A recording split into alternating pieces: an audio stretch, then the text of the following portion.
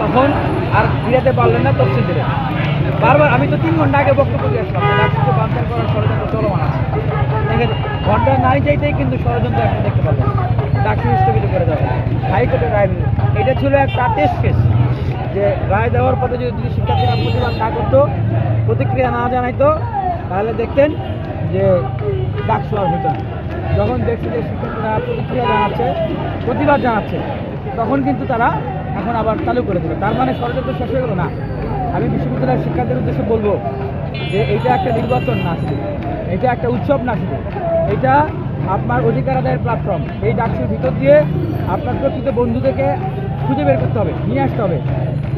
যদি সেটা করতে না পারেন, তাহলে আবারও হয়তো আপনাকে গেস্ট রুমে ফিরতে হবে, আবারও বন্ধ রুমে ফিরতে হবে, আবারও বিশ্ববিদ্যালয়ে দখল একটা রাজনীতি আপনাদেরকে ফিরতে হবে।